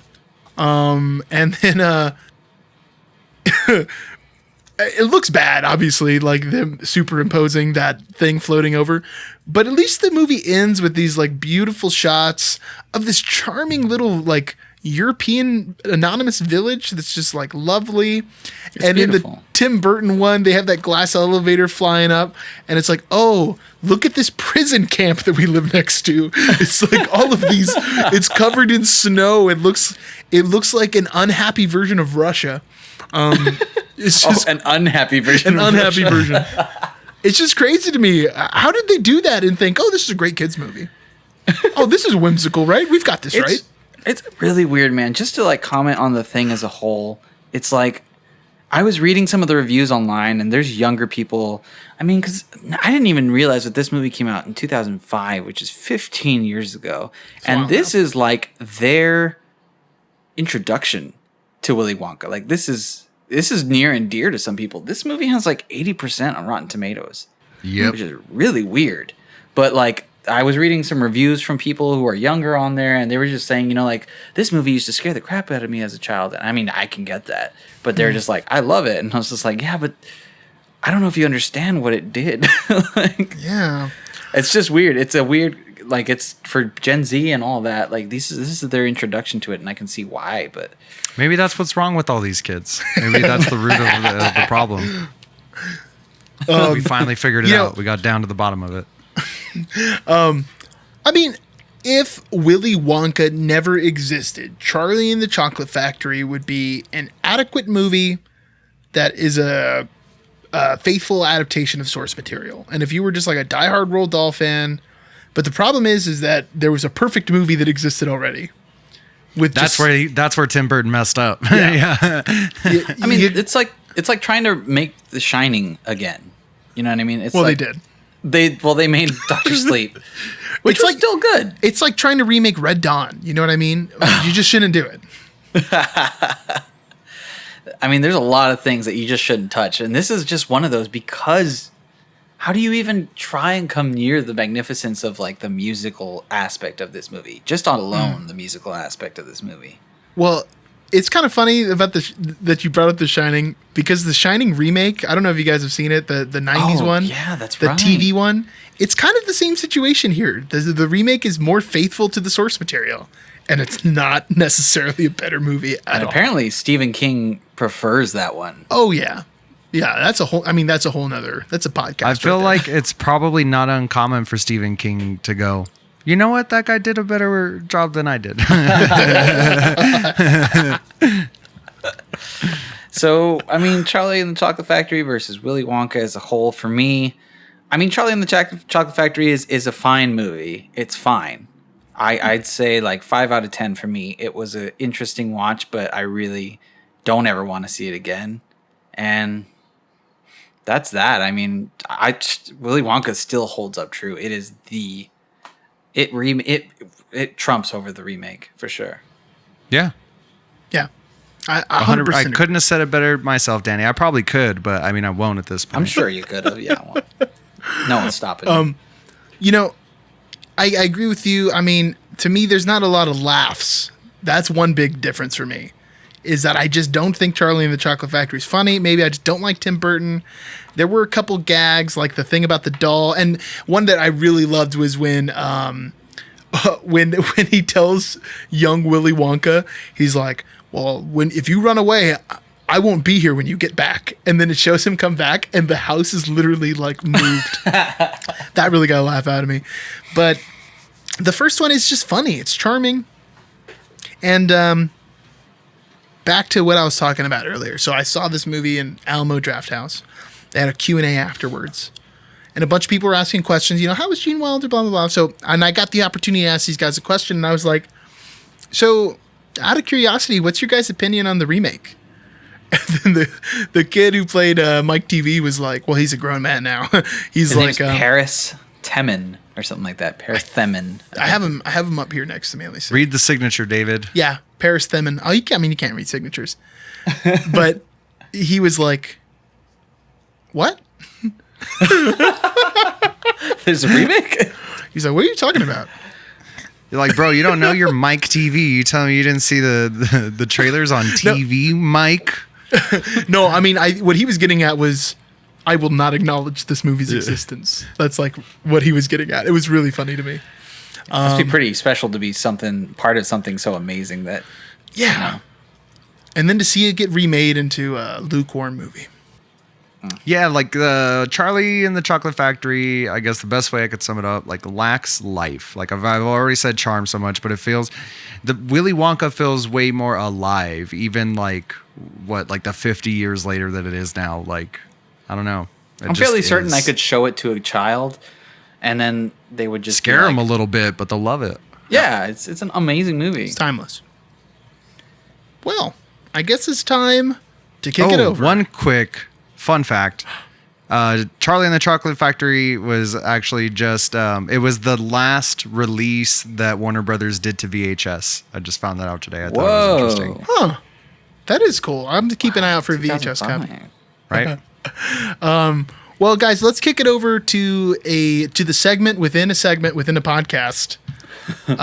Character Limit Extended. Stretch it. And today we're talking about Inception. Cue the Nolan bass. I mean, I had the book report.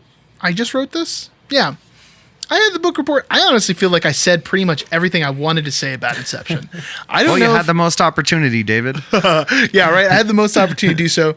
I mean, the only thing upon rewatching is that it just became so apparent to me that a lot of the movie just feels very surface level. It doesn't feel... and I'm sure Christopher Nolan really thought about this idea, but the way the dialogue's written, it's so just like, here's your explanation real quick. These people are staring at us because we're in the subconscious and they know that I'm not real and they're going to try and kick me out. It's like, oh, okay. Thank you for all that. It's like a, exposition for the scene that's coming right up. You know what I mean? Like, yeah. There's not clever planning in the movie. It reminds me of 90s anime. I just watched the Rurouni Kenshin live action movie, which, by the I way, was just thinking of Rurouni Kenshin today. Weird. Rurouni Kenshin live action You know what, movie, guys? y'all. I Whoa! wasn't. Who was expecting such a great, fun movie? Is it streaming? No, I have it on Blu-ray. But then I watched the first episode of Rurouni Kenshin, and it was just so dialogue heavy. It was like, I am the leader of this dojo, and this man is killing people in our name of our dojo, and it's gonna cause my father's name and our dojo to close. And it was like, am I watching Inception right now? Is that what's happening? It's got a very anime feel to it in a weird way. I mean, there was just so much they had to get through in the 2.5 hour runtime or whatever it is. Well, that's part of it. It's so ambitious that it really had to come together. But Frank, you're the fresh take here, man. Yeah. Give us your full, because you had the Hemingway too. You had almost nothing. Dude, this is Yeah, I almost was like, 10 years huh. later, right? This was like 9 years later after this movie came 10 out. years. It was. We just passed the 10-year anniversary not too far ago. 10 years Yeah, later. so I missed the initial boom on this movie, and everybody was going so crazy and telling me how essential it was that I watched it that I was like, no, I'm not going to watch this movie. Like, I refuse. And that's how we got here. You know what I mean? I was just stuck with that for so long. And I gotta say, after like waiting so long, I was pretty underwhelmed. I think like just a part of it definitely has to be like I can only assume is the fact that it's been hyped up for so long, and I've seen it referenced so many times that it was just like, is that what people were going so crazy about? Yeah. Well, And it's a lot of the points that you made, David. Like it feels.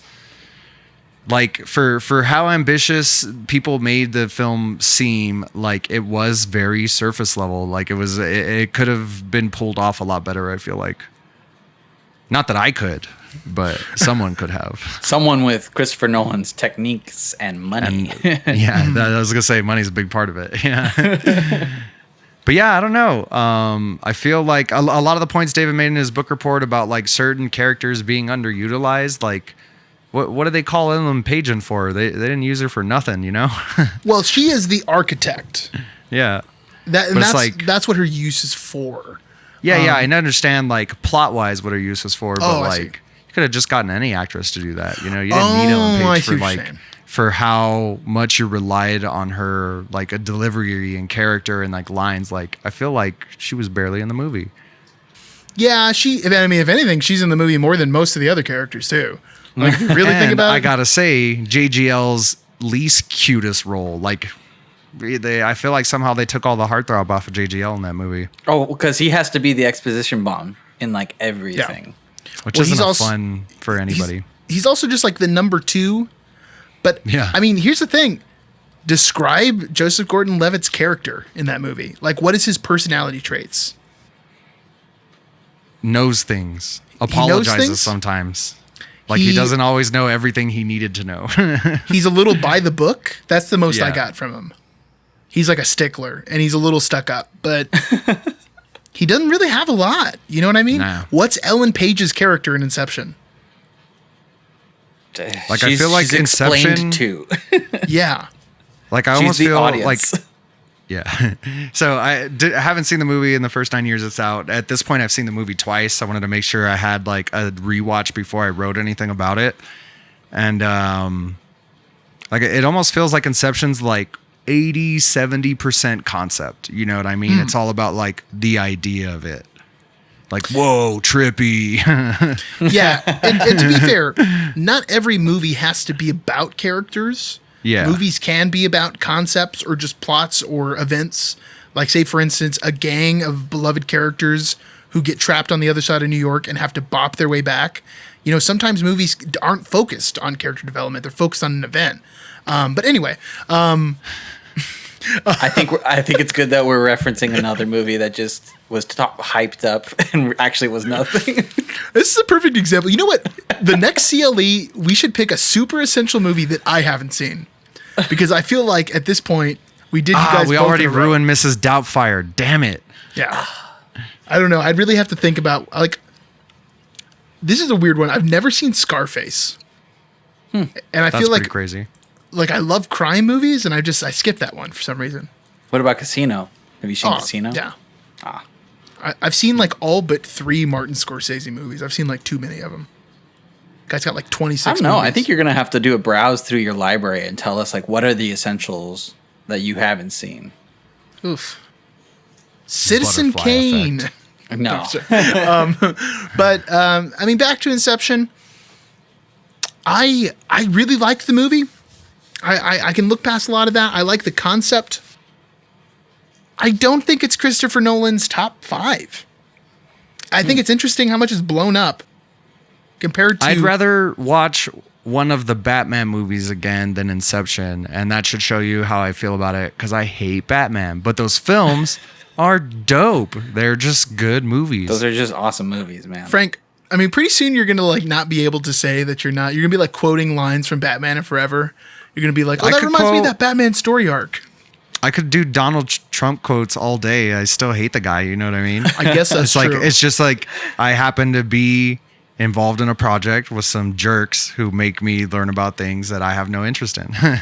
But let's not act like you didn't TiVo every episode of The Apprentice, Frank. Okay. Oof. This I is definitely just didn't. a great foreshadowing, because we are going to be doing a Nolan ranking at some point. Oh, it's coming up soon. It is coming up soon. Well, actually, no, it's not coming up that soon because we did the schedule. But maybe we'll squeeze it in somewhere. That would be cool. It's just he's got a chunky discography. He's got a chunky filmography, and they're long, and a lot of them are very complicated. A lot of them are quite bloated. Yeah. So soon, I think John Hughes is next. John Hughes, everyone. Okay, well, are we good? Are we done with Inception? Character limit wrapped up. Yeah, I feel like that is it. It's time for.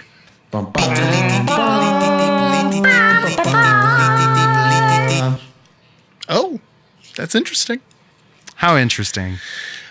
Well, I'll tell you what's interesting. Ever since we switched to a film strictly podcast, I'm like, man, for that's interesting, I would really like to get something that ties in real nice with what we're talking about. So today we were doing Willy Wonka. I just typed in Charlie and the Chocolate Factory news onto Google. And They're making another one?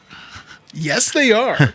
Oh my God, I was totally kidding. No. Charlie and the Chocolate Factory series is headed to Netflix. No. Why can't you people learn? This is a CNN Entertainment article, March 6th, 2020.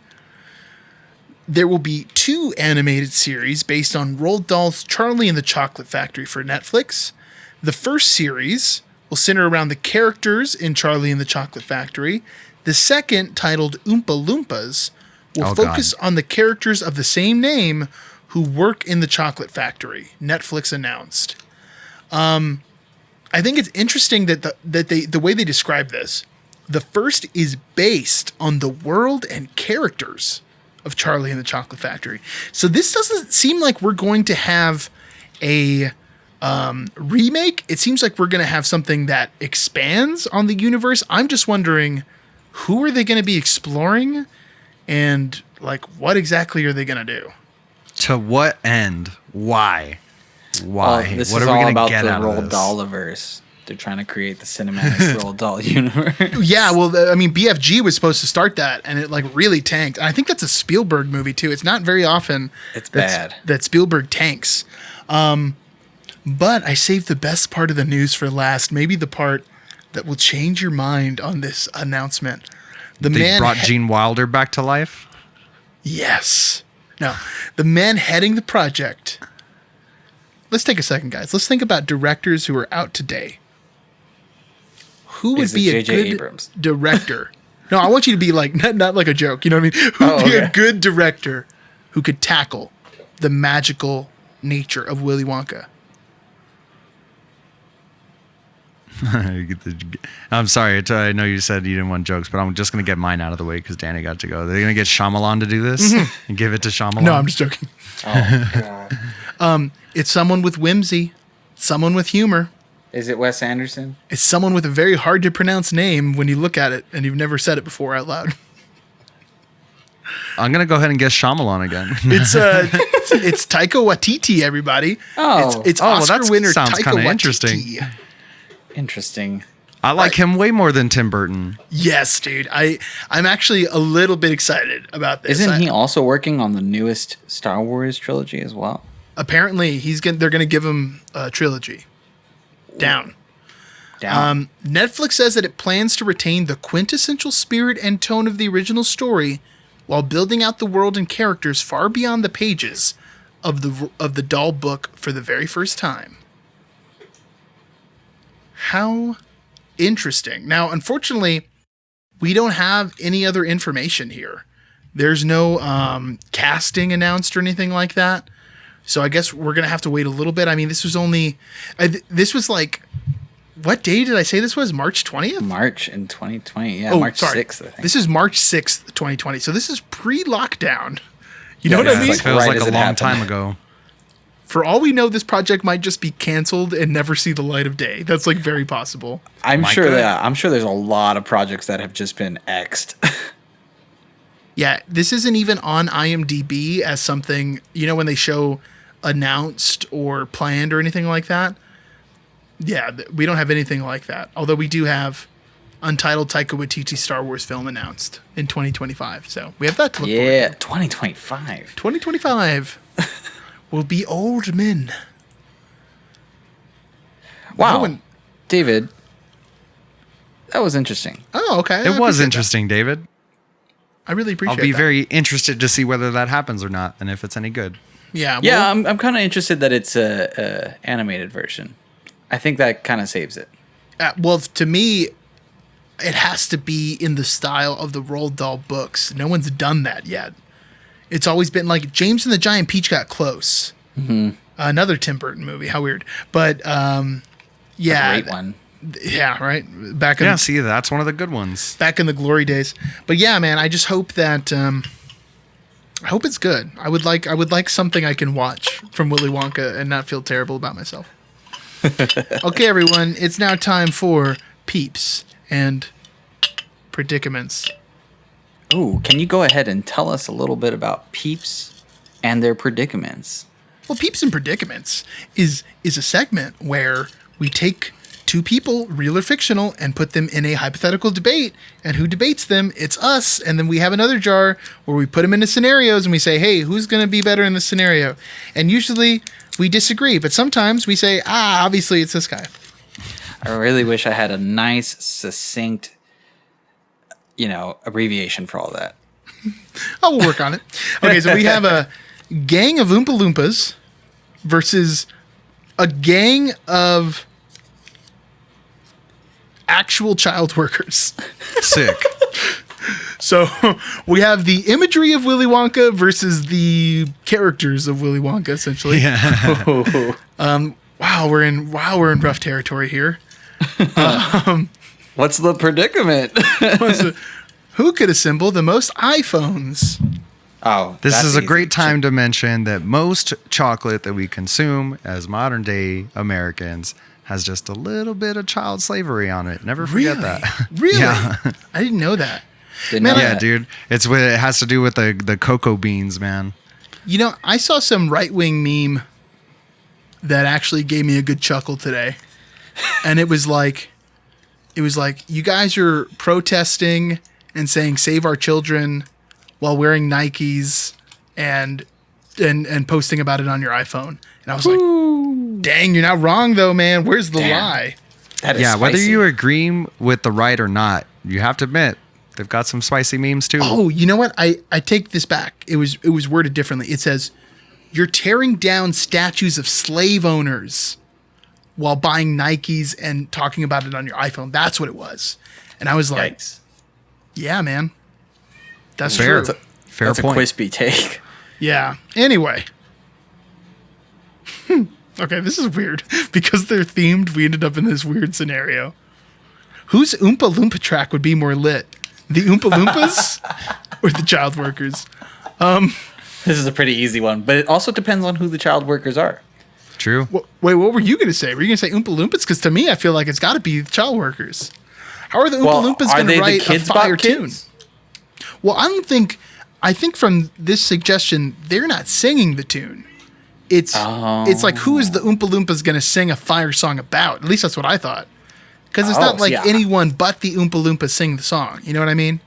It's just like, what do we get? I was thinking about it from a different angle for sure. I was picturing like who's in the booth. Oh, interesting. Okay. That's what I thought. Yeah, like who's Yeah, making yeah. the track? The Oompa Okay. Loompas or the child workers? Then I'll go with your Which- guys' premise. The Oompa Loompas. In which case, I feel like the children would do a better job because the whole what makes a track fire is whether or not it plays. You know what I mean? Like how it is received, the popularity of the song. The Oompa Loompas, their only references are like Loompa Land, where they come from, and whatever they know from inside the factory. They're not plugged into the streets. They don't know what's getting butt shaken out there on the dance floor. They have no idea. At least the kids would have a reference socially on like what is popular music. Are child workers that socialized though? You know what I mean? Like, do they really? Well, they know go to what's the going on? they go to the child bar after their shift at the factory, man, and they hear all the fire tunes. Oh my! Man, That's I how do it not worked wanna back then, picture right? A child bar. Wow, we really need to end this segment right now. All I'm saying is we know the Oompa Loompas have fire tracks because we heard it for a whole movie. We also know that the Oompa Loompas got that awesome choreography and their vocals are all lined up. They're already like a well-rehearsed group. You don't get that without years of practice. Do the Oompa Loompas require children as their muses to create such fire tracks? Yeah, do they make Oompa Loompa songs about everyday events? You know what I Or mean? is it Loompas just don't children sing dying? unless a kid dies. Yeah. Wow. I don't know where we're at right now. Does this make sorry, does this make children workers the actual ghostwriters of Oompa Loompa songs? Oh God. Maybe, or at least you said like the muse. Well, no, the Or music literal, is not a literal ghostwriters. Not in a that case. ghostwriter though. A ghostwriter is like, you know, that'd be like if Oompa Loompas were phoning in all their performances, like. Oh no, I mean, I guess I'm saying literal ghostwriters because they're dying. Well, ghosts I like what aren't you did real, there. so there's that point. But I don't know. I'm feeling the Loompa. You know what I mean? You can't beat a well-greased, well-rehearsed group. There's just no replacement. You get a bunch of kids. Maybe they can build an iPhone real fast, but you don't know if they can sing a song. I You will know- say, regardless of who wrote it, they have the technique to pull it off. Yeah, they do have the technique, right? And they could have ghostwriters to write a more popular song for them. I mainly switched camps just now, and I'm going to explain why. I'm trying to rationalize everything in my head. The whole reason that they put kids in factories in the early days is because they can fit in those tight little spaces in between the machines. You know what I mean? They're all covered in exhaust and all kinds of like smoke and chemicals and stuff. Their lungs are probably ruined. Like you can't record a fire track if you can't push that air because their tiny little bodies are just rotting from them essentially being slaves. That is a yeah. terrible thing to say, and you're right. Truth, yeah. But it's the Also truth. correct. All right, well, moving on. Our next predicament. Who is more likely to have made it to the end of Wonka's trials and become his successor? Well, I'll open the floor. I think, obviously, it's got to be the child laborers, because what is Charlie but a child laborer? And I feel as part of the conditions of participation, I don't think you can be an Oompa Loompa in his trials. I mean, not once did Wonka consider like, well, these guys can just run it. You know what I mean? Leave it to them. It's like, no, these are slaves. They just get to Yeah. work. That's what they're here for. Yeah, it's problematic because Wonka doesn't have like conversations with them. It's clear that he doesn't think they're on the same level as him. You know what I mean? Ooh. No. It's like they're like little pets he found or something. Okay. 1 for the child workers. Hey, score 1 for child workers. Yay. Okay. Here we go, everyone. The tiebreaker round on maybe the most inappropriate edition of Peeps and Predicaments. I'm sure there's been one more. I'm Let's sure see. there's at least. Who would be better to save in a Vault 101 scenario? As in Fallout? Yeah, so a nuclear bomb is coming, and you need to get people into your vault a la End of Deep Impact. You're going to rebuild society in the future. Who do you need in that vault? Oh, Oompa Loompas. Oh, The wait. gang of children. If you're going to try to rebuild society wasn't built on Oompa Loompas. You know what? I'm kind of with Danny on this one. I feel like it's almost like a Noah's Ark thing also that kind of happened in Deep Impact. What if these are the only Oompa Loompas left? Who's going to mix chocolate like an Oompa Loompa? Yeah. but you have to rebuild society. Society, as we found out in the remake, unfortunately, society can't be built on chocolate. It's gonna melt. It's gonna get hot. It's gonna melt. You can't do that. These kids, they are trained workers. You know what I mean? Not only are they human beings, but they have marketable skills. I just don't see there being a lot of manufacturing in the apocalypse. Like, wouldn't the world be destroyed? Don't you need like doctors and lawyers and businessmen? It's all dependent also on who can teach. What would you need a Oompa Loompas lawyer skills. for in the apocalypse? What court are you going to? I was just making a Weeds reference, you know what I mean? Yeah. But maybe it would be important if you're going to rebuild society and law and structure to have someone who understands it. So actually, there's my valid point. Can the Oompa Loompas reproduce? Oh, gosh. I didn't see any ladies in either film. Oh. And what is their lifespan? Well, you guys are assuming that they need a lady to reproduce, too. Maybe it's like a frog situation. Or not frogs. Oh, like a worm or something. There we go. Or like an asexual Like reproduction. they just split. They reproduce through mitosis. You chop them in half and then two grow out. That's gnarly. Maybe an Oompa Loompa. This is a theory I just came up with off the top of my head, but I think this is how it works. Maybe an Oompa Loompa eventually reaches an age when it dies, and then it kind of just shrivels up, and then there's like a little egg on the inside, and it's a new little baby Oompa Loompa, and they just keep going and going. I love Benjamin Kind of Button. beautiful, though. I like that. Yeah, right? I like it too. I'm real smart. You know what? I'm firmly Camp Loompa. I don't know. It just feels like you got to protect endangered species. You know, Like they're a going to make human being, you're trying to rebuild society. But who are you going to get to mix the chocolate? That's all I'm concerned about. You train the kids how to mix a chocolate. You can't have those dirty human hands touching the chocolate. Willy Wonka has been over this, Frank. We just Dude, watched just the movie. hit him with some Purell. There's no Purell in the pocket. There's no Purell right now. No, I'm just kidding. Yeah, it's clear that the apocalypse gets rid of all Purell. Yeah, if an asteroid comes, everybody go buy toilet paper ASAP. Well, I'm deeply encamped, and I think the two of you are idiots, but I mean, I'm outvoted. Are you Team Loompa, Danny? Yeah, I'm keeping the Loompas because you have to have the notion that there's already humans inside of the Vault 101 Yeah. to carry on the reproducing and all that. And you can just teach a skill to this Oompa Loompa, whatever skill it may be. Now, it is reliant on who's teaching these skills, but they can carry out that task. And then you're going to You get say fire the same song for after child fire song. laborers. Now, it all just depends on what you're paying them. Well, There won't be Cocoa beans, cocoa. apparently. Yeah. that's the benefit of the Oompa Loompa. They're going to work pretty cheap. They don't know what money is, the idiots. Oh, no. There's so many problematic parallels, man, in Willy Wonka that I didn't think about until we started this. Okay. There's some deep, dark implications for sure. All right, y'all. So here we are at the end of an episode, and we have our champion, Arnold Schwarzenegger, Yes. versus a gang of Oompa Loompas. And That's what a my- fight I would pay money to watch. Yeah, I was going to say, honestly. they should have put Arnie in Charlie and the Chocolate Factory and just had him be Willy Wonka. It might have been a better performance in depth. Or cast him as Augustus Gloop. He's just That'd be like this giant man pretending to be a little kid. I love chocolate. Okay. It'd be as much as a stretch as his casting in Jingle All the Way. Here we go, guys. Get ready for a doozy. Who would have been a better breadwinner than Grandpa Joe? Anyone.